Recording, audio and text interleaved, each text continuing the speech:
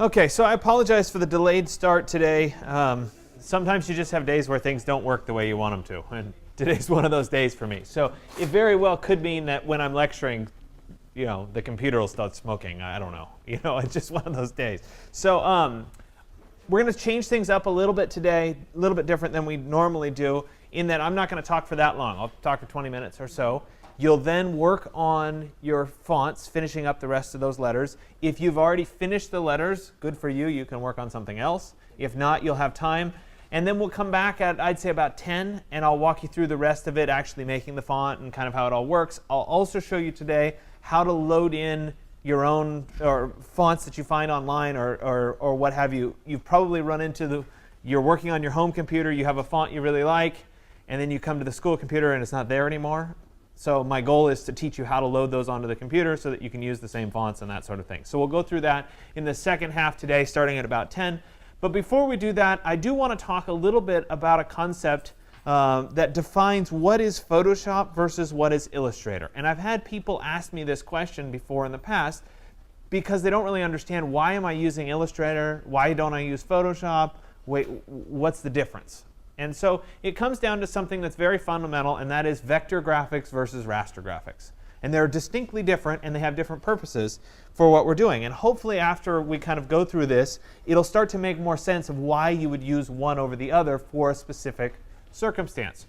So first off, we'll talk about raster graphics. These are our Photoshop files. And essentially what it is what the file is set up as is a bunch of individual little dots, or a bunch of individual little pixels. In the case of this, they're square. That each square then has a color value assigned to it.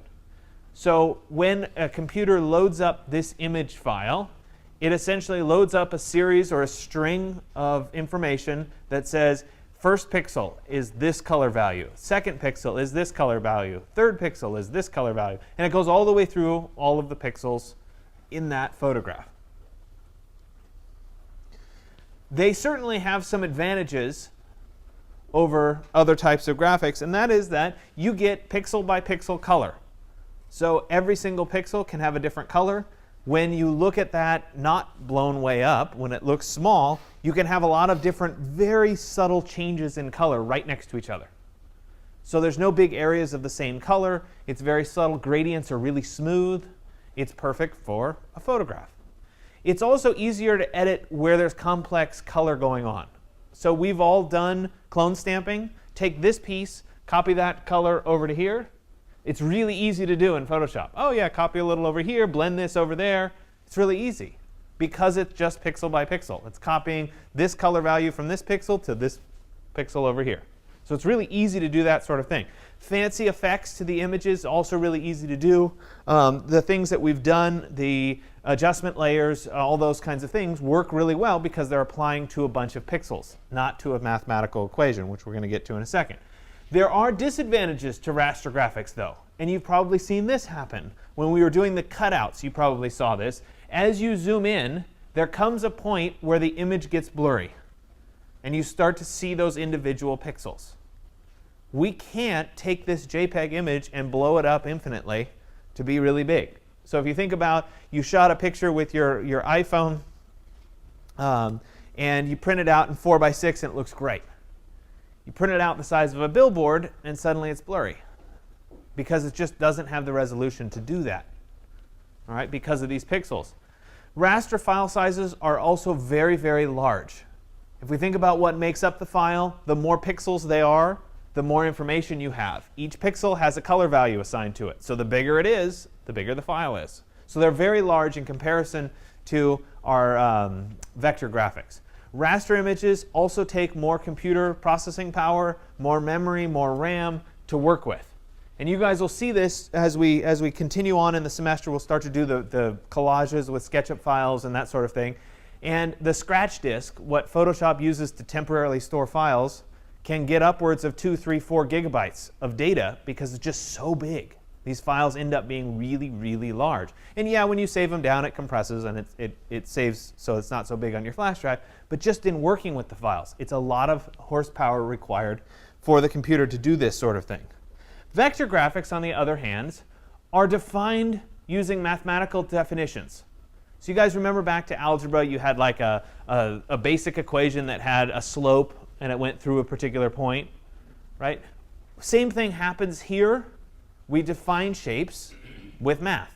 We define shapes with coordinate systems. So in the case of a square, for example, you can identify here's 4 corner points. Everything inside of that is the square, and therefore everything should be filled with a particular color.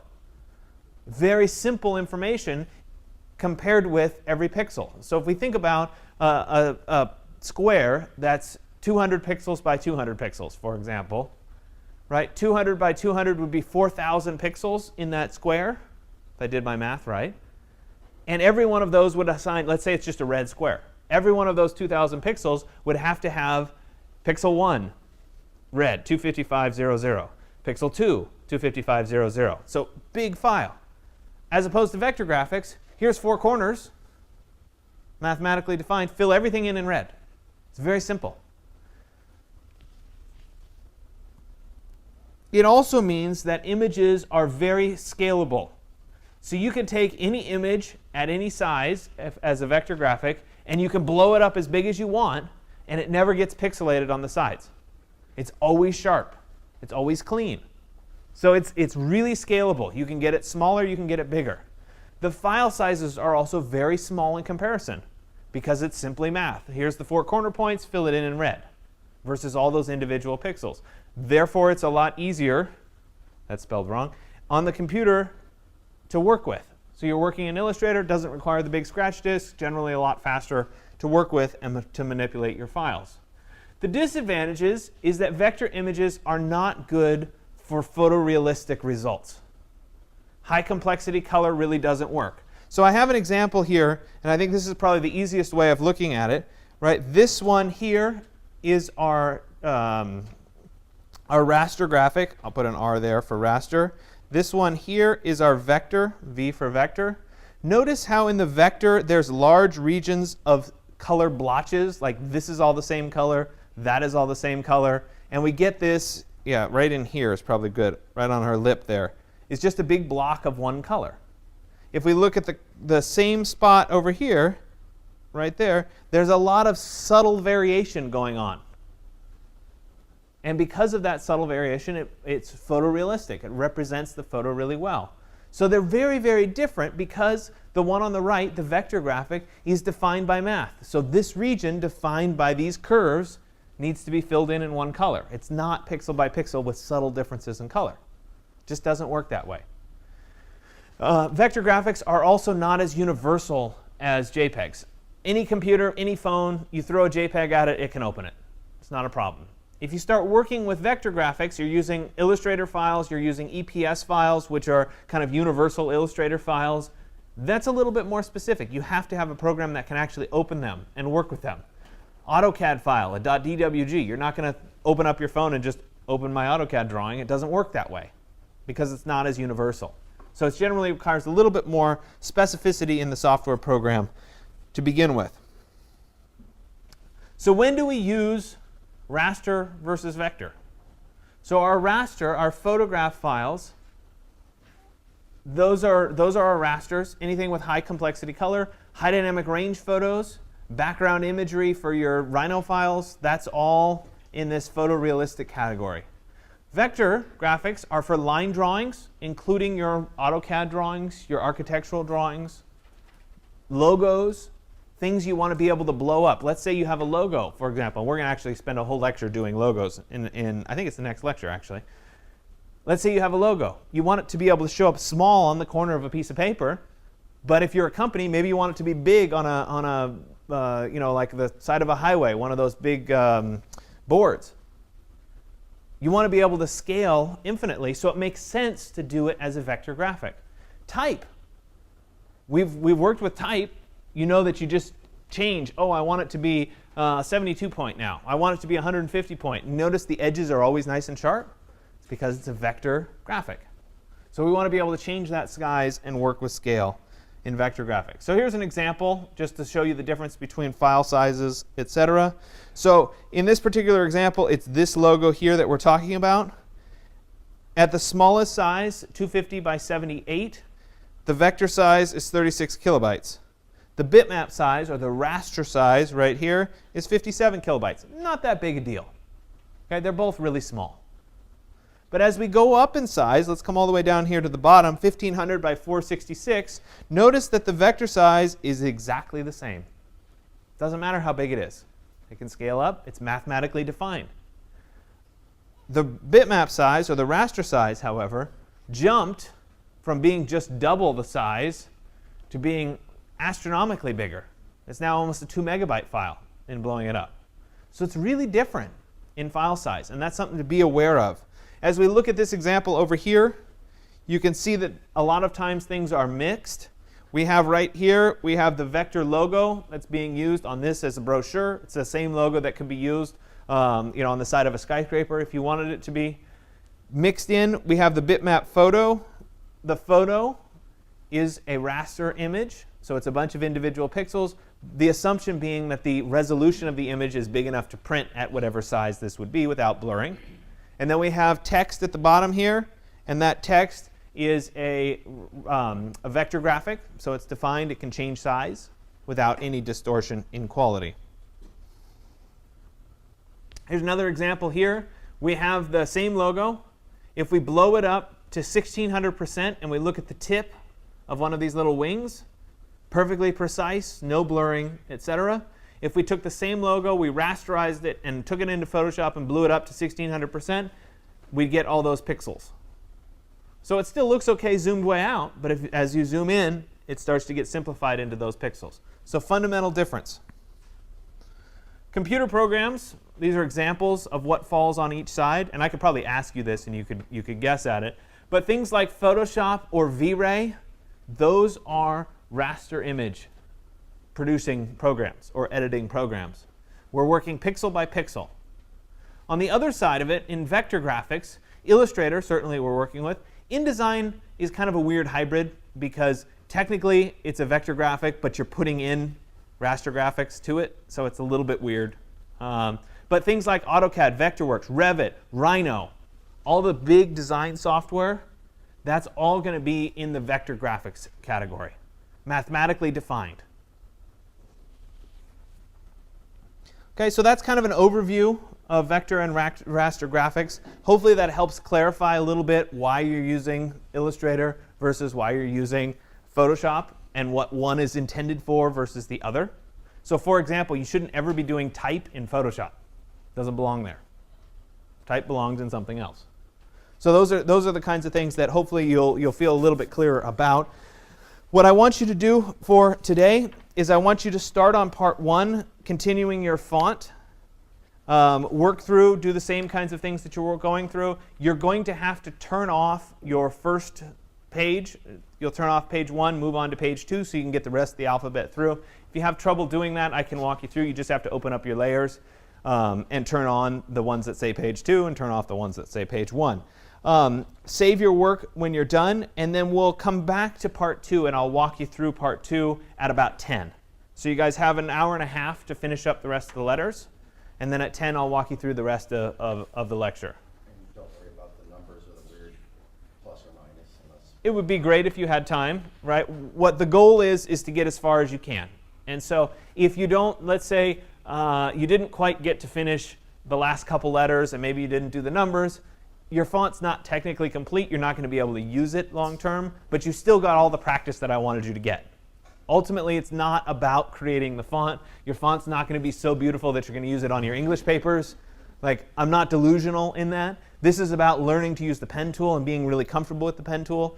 If you get to being comfortable with the pen tool, that's all I really care about. So if you miss a few letters, you don't do the numbers, it's however much time you have to get there. If you finish, or if you're already finished, because some of you are very on top of things, work on something else. Okay, we're getting to the point in the semester, by the way, it is October officially. I don't know how that happened. You have other work to do. Like, I know you guys are in 121 or 120 or one of the other studio type classes.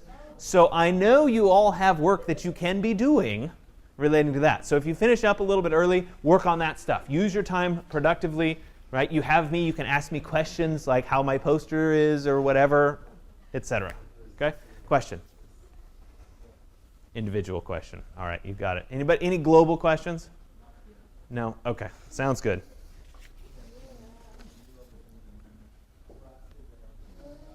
Okay, so as promised, I'm a couple minutes late, but I'm going to go through the next kind of part of this. And we're obviously, you guys have seen this, the template file. We're going to use a website called Calligrapher to create the font. I used to use a website called My Script Font, and before that there was a few other versions. These websites come in and go out of business over time. Unfortunately, with Calligrapher, you do have to register for their site. They won't let you do it without registering. If you have major objections to registering or giving them your email, then you can just post both pages for exercise 214, and I'll take that. That's fine. But it is kind of fun to actually make it a font and to see it come out and then be able to type something with it. So I would encourage you to try to do it, but again, it does require a registration to do it. So what we need is we need both of our pages so that we can then upload those 2 pages and have them create a font from it. So I've finished my set of pages here. I have the second page first because I'm assuming this is where you would have finished. You would have finished with the lowercase letters. And when we go to do the final export here, of course I want to make sure that my font itself is on, which it is, but I also need to make sure that page 2 in this case is on, because these squares and the QR code here are all registration points that the web server uses to recognize where the letters are supposed to go. And so I need that information as part of this upload. I'm going to go ahead and go to File, and then I'll go to Export. We could also do Save for Web. Either one will work fine. Export is the way that Illustrator is going. If you have the CC version, the Creative Cloud version on your laptop or something, Save for Web is like a legacy product. They don't do it anymore. So anyway, I'm going to make sure that this is going to create a PNG file. And I'm going to call this the Calligrapher template page 2. And I'm going to make sure that I save it into my flash drive, if I can even find it.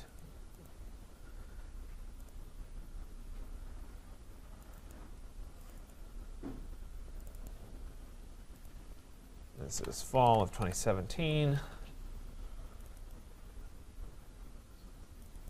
There we go. So there's page 2. Now, when I get to the PNG options, I need to make sure that I change this resolution. I don't want 72. I want high resolution, 300. Because if you do it too small, the font isn't going to turn out well. So we'll go ahead and do it as high, and then we'll go ahead and say OK. And I'm going to double check that this turned out the way it should. I think I might have forgotten to say to export the artboard. So hold on a second. I'll do this export one more time.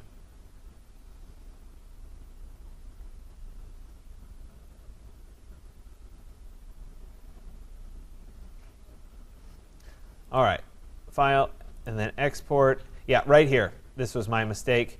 I should check this box for Use Artboards. That means it'll crop it to the size of the page and not include anything else. If you have any characters or anything that lives outside of the page, this will make sure that it's cropped out. So one more time, let me go back, and I'm just going to replace this.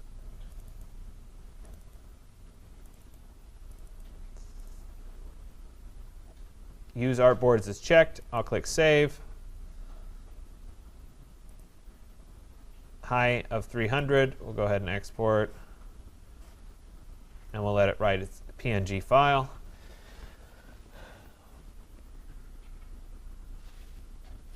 Now that that one's done, I'm going to come back to my layers here, and I'm going to turn off page 2, and I'm going to turn off page 2. I'm going to turn on page 1, and I'm going to turn on page 1, so I have those characters.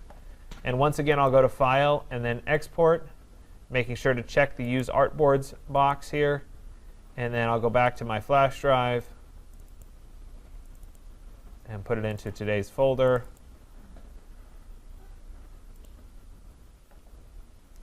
And this is going to be page 1. And I'll go ahead and click Save. Once again, high. And I'll say OK.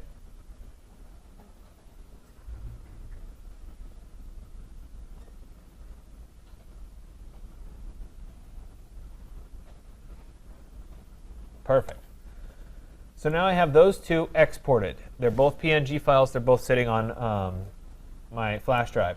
Now, if I go to the Calligrapher website here, I've already logged in. You guys will need to put in your email and sign up for it. Again, if you object to doing it, that you could just post both images and I'll accept that as your exercise 114. But it is fun to create this.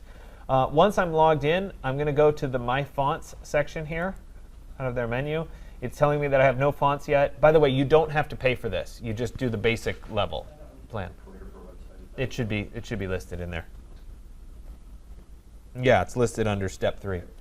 And so you already have a template, so you don't need to create a template. We just need to upload the template. So I'll click on the Upload Template button here, and I'm going to click on Choose File, and I'll pick the first page.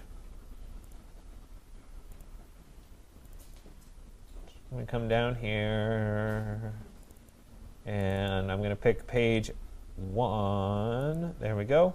Click Open.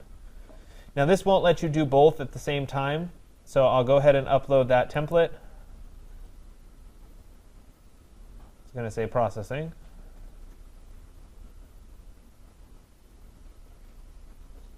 I like the please wait. What else are we Exactly.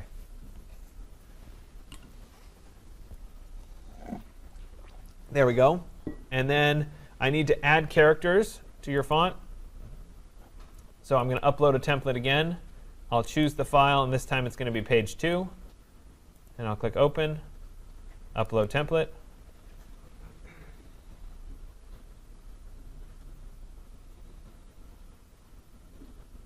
Since this is Raster Graphics, the reason this is working is going to use these characters is because it knows It's not quite as precise as you would think, because what the website is doing is it's taking, remember when we made it a PNG file, it's now a raster graphic because we created that PNG file. It's an image file. When we go and upload it to this website, they're looking at that, they're scanning it, and they're saying, okay, these black lines are now vector graphics. They're converting it into vector graphics in the form of a font. So they're reconverting it. So it would be cleaner if we just went with the Illustrator file straight in, but that's not what these websites are really meant for. These websites, for the most part, are meant for you print out the template and you draw the letters by hand and you upload it. That's what they're meant for. So I'm co-opting them a little bit to teach you guys the process here. I'm going to go ahead and add the characters to the font, and now I have all of my letters. And you can confirm that all the letters actually turned out the way they were supposed to by looking at these letters and saying, yeah, they look reasonable. I'm happy with them. If you didn't like them, you could delete the letters. You could re-upload the templates, etc. When I'm done there, I'm going to go ahead and click on Build Font. And it lets me rename the font. I'll put my name in there for now. And I'm going to go ahead and click on the Build button.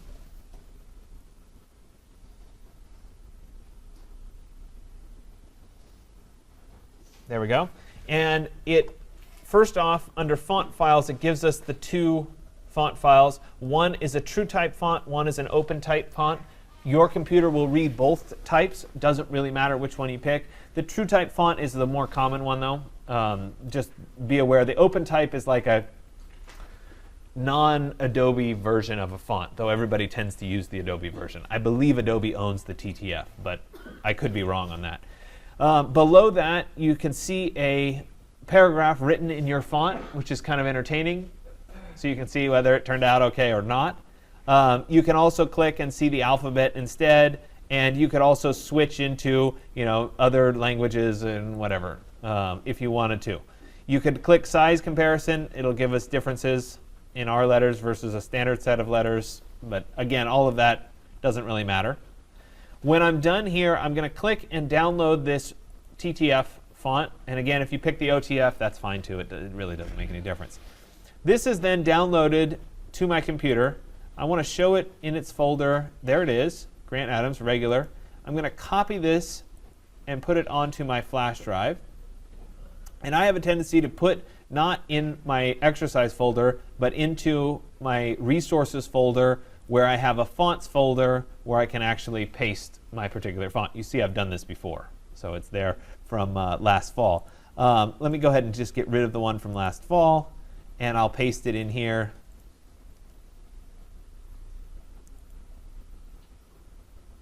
And there it is. Now, on these school computers, because they're locked and you guys don't have administrator rights to them, you can't just double click and have the font install correctly. I guess I should double check to see if it will let us install it. Nope. So it doesn't let us install it because we don't have the admin rights to do it on the computer, which is one of those kind of annoying things. But you are on a school lab computer. If you were on your home computer, your laptop, double click it, say install font, call it a day. It's really easy. But since we're on the school computers, we need some way of installing it temporarily. And so I've gone through and I actually have written up a tutorial for this so that if you guys get a little bit lost, I'll point it out. We're going to use something called the AMP Font Viewer. It's a portable application that can run off your flash drive or your hard drive or your OneDrive account. If we go to today's exercise,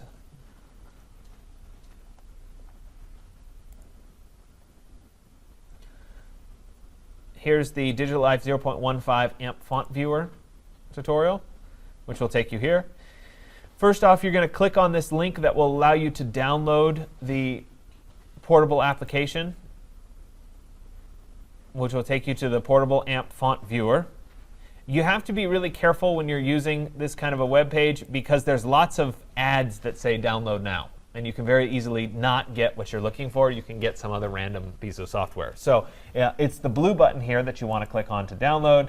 And once you get here, you have to click on External Mirror 1 or the Softpedia Secure Download. One of those two links will let you get there. External Mirror 1 is fine. And it will then download your file shortly. Maybe.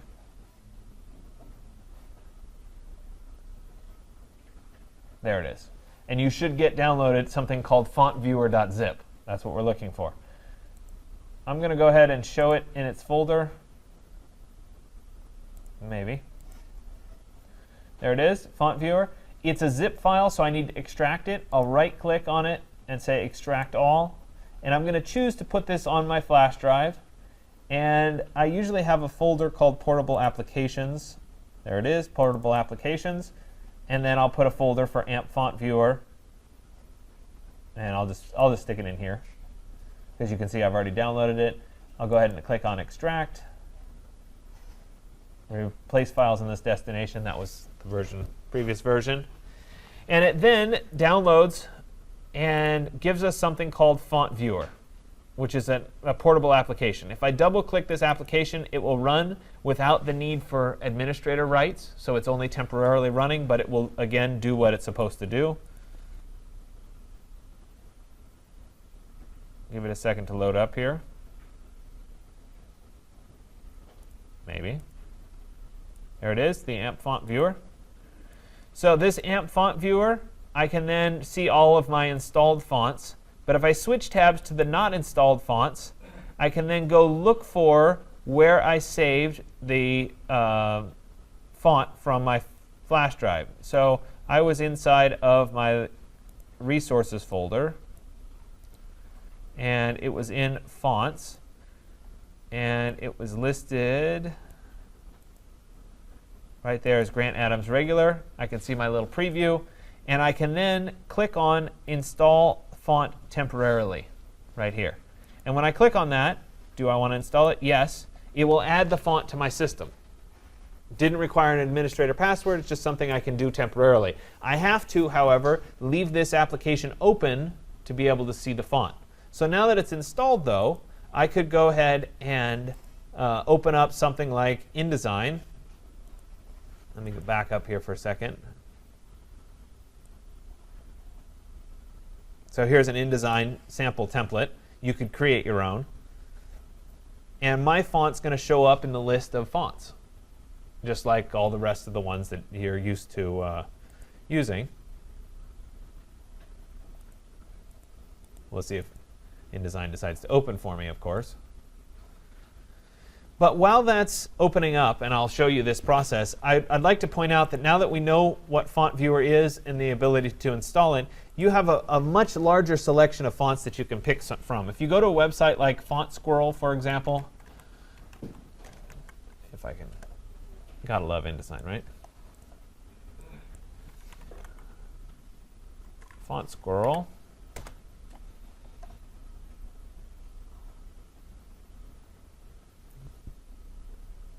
Font Squirrel, there we go.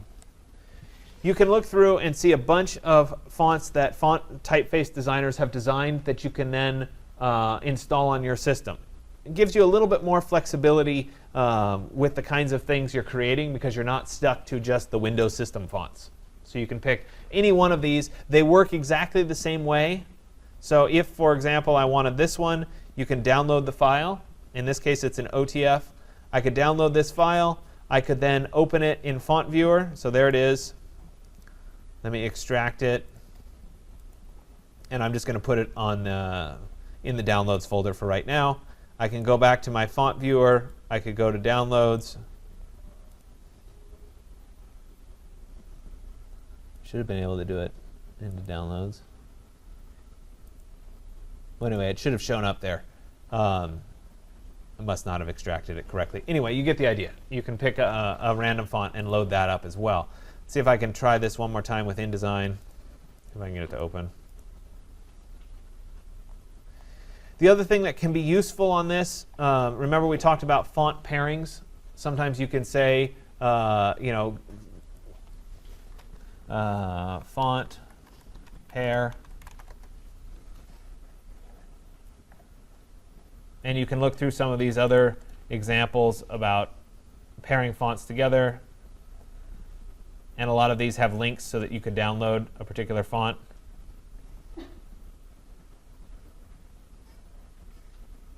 Anyway, you could go through and find these particular fonts, and a lot of times you can download those and use those as a pair. So now that we're kind of introducing this as a concept, it's worth playing around with. Has my InDesign opened yet? It's just killing me.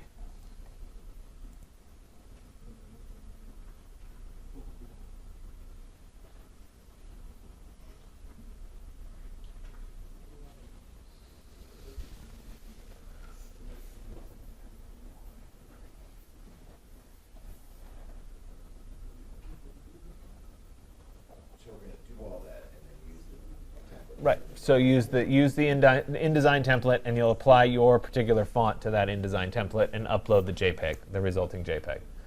If you haven't finished all of your letters, go ahead and spend the rest of the time working on your letters and just upload your 2 pages as your exercise 114, even if it doesn't actually become a font. The part of becoming a font is less important than practicing the pen tool. It's just a reward for having worked so hard. You get to actually make a font to use it. Right. And of course, you can do it at home. Okay? What sentence would you like us to write in here? The one that you said. Or you can write anything that you want. Any other sentence is fine. I really am frustrated that my InDesign won't work, so I can show you guys that this actually works. But InDesign is hating me right now. So anyway, I'll turn you loose. You don't have to listen to me still going, but it will show up in the list of fonts is my point.